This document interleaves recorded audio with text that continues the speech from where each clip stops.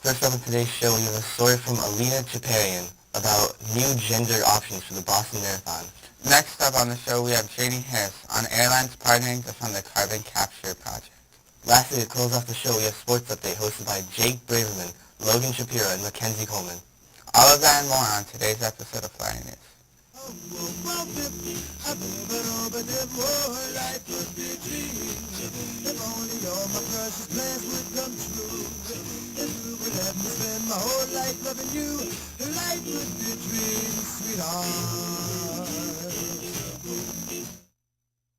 Good morning, Framingham High. Welcome back to Flyer News. Today is a cool day 7 with Peter's running CBGFE.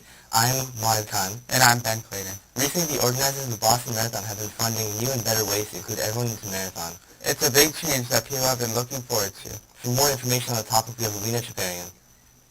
Non-binary athletes are now eligible to run in the Boston Marathon next spring without having to be registered in the men's or women's divisions. The Boston Athletic Association has said that it's been working to expand the opportunities for non-binary people.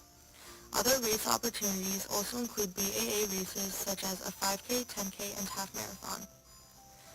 This change was confirmed as registration for the race opened on Monday for the 127th marathon on April 17, 2023.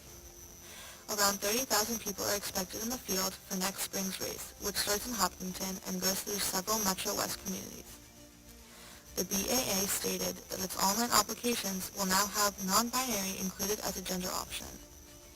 They also explained that, quote, discussions are ongoing with non-binary athletes in an effort to further promote inclusion at all BAA events, end quote. Non-binary pro-miler Nikki Hiltz, who came out as transgender last year and narrowly missed a spot on the U.S. team for the Tokyo Olympics, also applauded the move. Quote, there is still so much work to be done, but I'm thrilled that non-binary runners are being acknowledged by the Boston Marathon and BAA, end quote, Hiltz tweeted. The Philadelphia distance run of last year became the largest race in the U.S. to have established a non-binary division and offer equal prize money.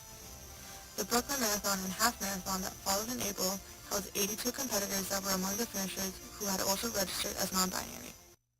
For the past couple of years, airlines have been trying to find better ways to help reduce carbon emissions while still having the ability to fly.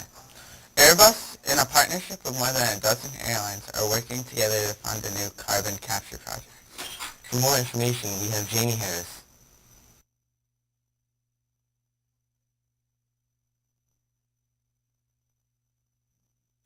Everybody knows that air travel has one of the highest carbon footprints in transportation.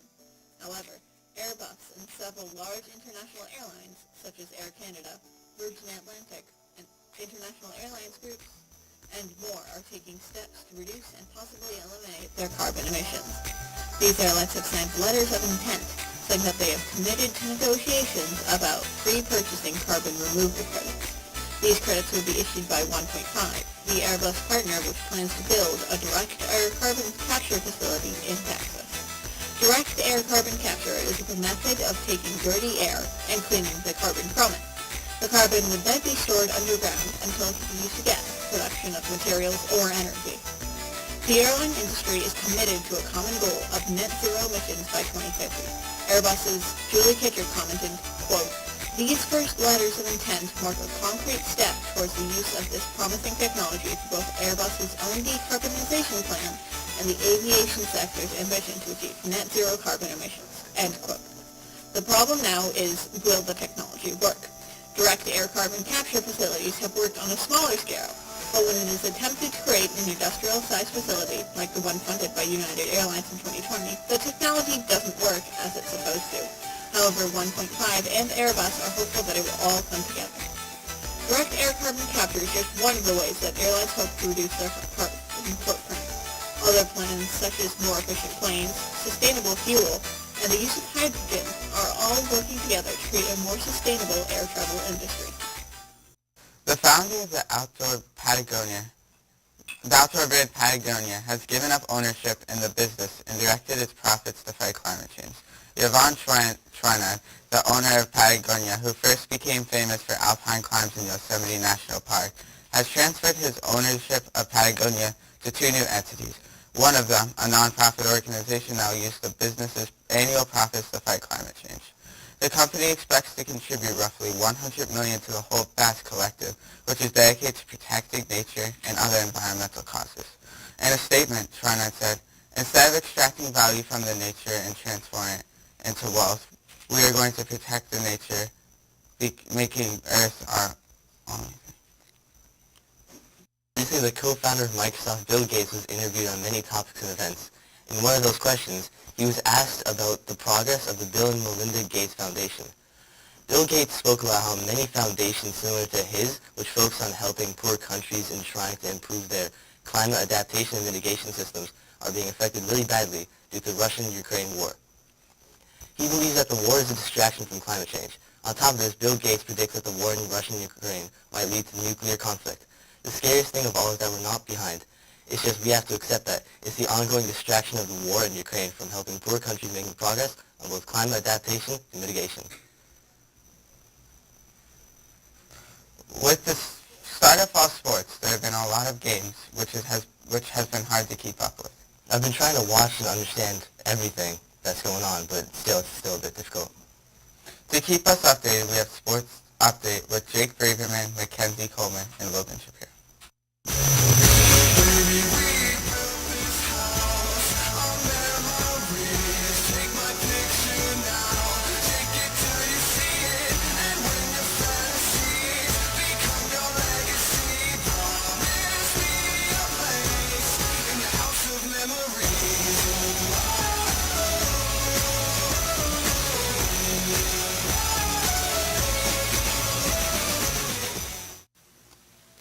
Welcome back to another episode of Sports Update. I'm Logan Shapiro, and alongside me, as always, is Jake Braverman and Mackenzie Coleman. Fall sports have kicked off into full gear and our teams have been killing it from the field to the tracks. Now, let's recap on our Flyer sports. The boys' soccer team has picked up right where they left off last season, beating both Newton North and Concord Carlisle. Shout out to Jack Harney for kicking off the season with a hat trick. The boys have 2 wins and 1 tie as they look ahead to play our rivals, the Natick Redhawks, today at 3:45. The girls' soccer team played 2 games in the past week, one versus Newton North, in which they won with a score of 3-0. In the next game, they lost a close game to Brookline, losing 0-1. Their next game is also against our rivals, Natick Redhawks, in which they hope to get their 2nd win of the season. The boys on the football team kicked off their season last Friday. Unfortunately, they lost 35-24 against a tough Walpole team. They look to bounce back under the lights Friday night at Bowditch for the first home game of the season. They play another tough game against Millen. Come to Bowditch Friday night to support the boys. Game is whiteout. The girls' volleyball team has only played 1 game so far, in which they lost to Brookline in 3 straight sets. They look to bounce back against Natick today. The golf team traveled all the way to Saskmont last Thursday to play Newton North in their first matchup of the season. They put up a great fight, but only lost by 2 points, with a final score being 73-71. They play at Pancras today, so if you want a heated game of golf, go watch. The field hockey team is off to a rocky start, losing all 3 of their games, first against Newton North, then Brookline, where they lost 2-1, but the first goal of the season was scored by Molly Clark. Then yesterday they faced off against Natick, losing 4-0. The next game will be on Monday at Wellesley. Cross country had their 2nd meet yesterday against Brookline and Braintree. The boys and girls held their own against 2 very accomplished running schools, even without star Sam Burgess, who is out with an injury. Some highlights include Captain Drew Hohenstein finished the 2.76-mile race with a stellar time of 16 minutes and 51 seconds, while on the girls' side, Sasha Lamakina got 3rd place with a time of 19 minutes 56 seconds. The swim team will not be able to use their pool this season because Keith shut down for the pool, even after they preserved and traveled to Acton Boxborough. This whole season will be more difficult, but they'll pull through and have still a good season. Thank you for tuning in this week of Sports Update. If you want your own team sports highlights to be featured on the show, please send any clips to FH Studio Sports and follow for daily updates. That's all, and let's take it back to the desk.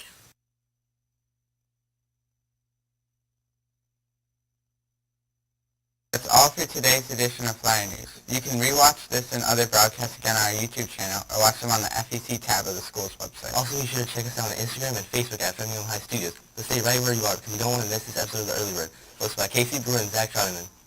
For Flyer News, I'm Ben Clayton. And I'm Mahid Cahn. Have a terrific Tuesday, FHS.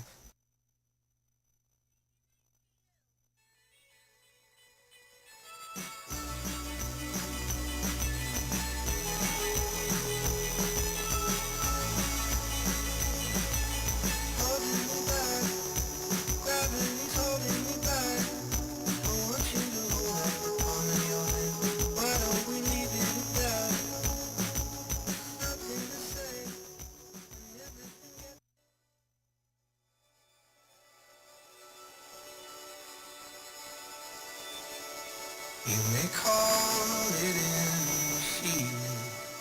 but you've only lost the night. Preset all your pretty feelings, may they comfort you tonight. And I'm climbing over something, and I'm running through these walls. I don't even know if I believe. I don't even know if I believe. I don't even know if I believe everything you're trying to say to me.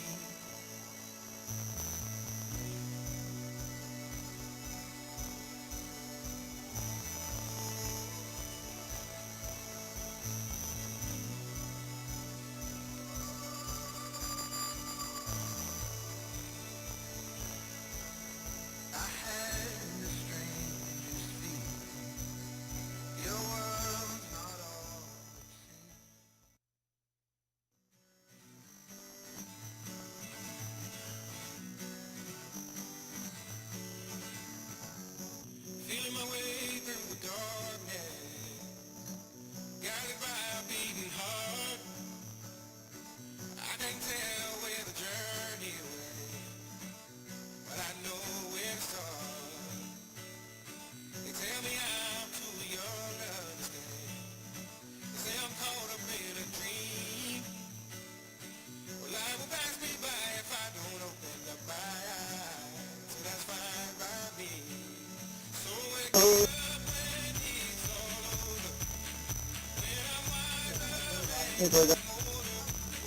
All this time I was finding myself in love. Didn't know I was lost. So wake me up when it's all over. When I'm wiser and I'm older. All this time I was finding myself and I didn't know I was lost.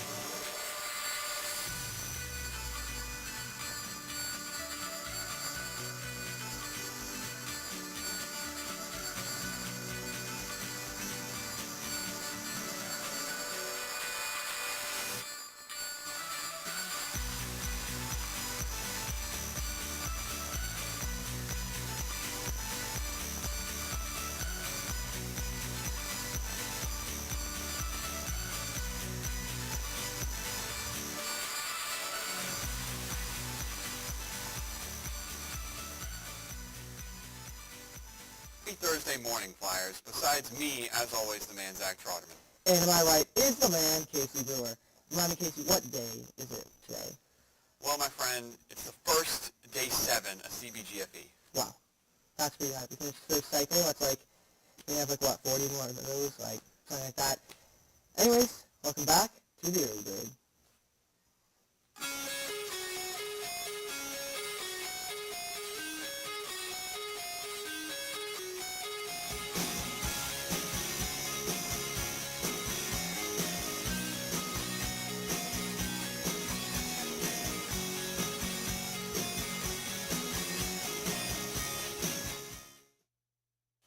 So this episode is kind of special, I'd say. In the past few weeks, we've had many people tell us that they have no idea that this show is live, which could not be further from the truth. So we thought we'd have a little fun and bust that myth live. Notice I said live on the show. So Casey, let's get to it. Now, no one has to believe us, but we think we have some pretty convincing evidence. Our first proof is that currently the time is, let's see, what time is it? Your phone, I think it matters a lot. Yeah, why don't you do that? Currently, the time is 7:24. So that's pretty hard to match up the times, right? I would say so. Now, if you look to my phone, look at the date. The date here is September 15th. That's today. Zack, is that me on your phone? Yeah. You like it? No, I don't like it, actually. That's kind of an ugly photo of me, to be Yeah, honest. I think it's a good photo. You know, it's like everyone has pictures of their friends on their phones, right? I'm not your friend. No? No. Then why do you do the show together? I don't know.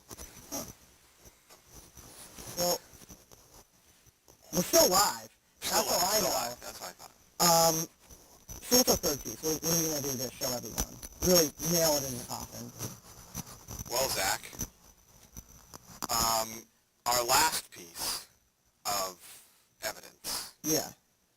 Do you know what it is? I don't know. I think it's the most convincing, Zack. Today, Zack is going to wear his suit around the school to show that we change in and out of our suits every morning. He's going to walk around. What do you have, gym today? I don't have gym today. I'm still not Do, doing what's the pacer test in the suit? I do that? I could, but If I'm you not see him in gonna. the hall, he will still be wearing the suit, thus proving the show is in fact live. Can we do something else to show it? Like I don't want to wear a suit all day. All right, well, I do have, What's in there? I have a Sharpie. If you want to, like, you could write something on yourself. Oh, sure. So just give me like little scribbles on my hand. Yeah, maybe I'll give All right, you so as soon as he does that, we're going to head it over to the pledge with Andy Feinblatt. This land is your land. This land is my land. From California to the New York Island. From the Redwood Forest to the Gulf Stream waters. This land was made for you and me. I pledge allegiance to the flag of the United States of America and to the republic for which it stands, one nation under God, indivisible, with liberty and justice for all. There you go. So he signs his signature, and it says flies with a smiley face and two hearts on my hand. If that doesn't convince you that this show is live, I don't know what does. But we're going to head it over to announcements in just 1 second, but we want to give the daily reminder that if you want to make an announcement, go to the link in our Instagram bio at Framingham High Studios. And in that same bio, we have a link if you want to be a guest on the Early Bird. Just sign up for that. If you want to come on and be interviewed for a sport or a club, fill it out, and we're going to reach out to you. So just, keep that in mind. Announcements now.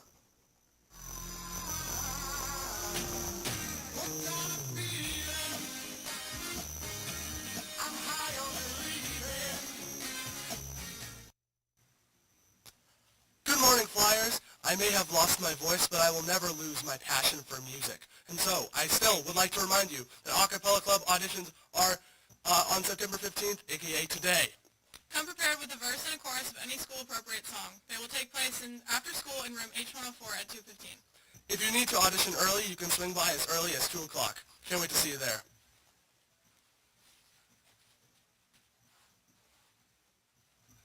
Hello, we're representing the Asian Student Association. Just as a reminder, our meeting is rescheduled to next week, September 22nd, and we hope to see you there with fun games and snacks.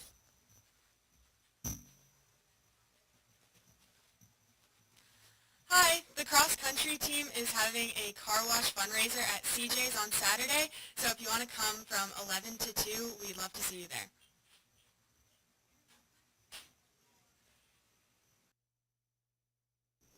I mean, look at Joaquin.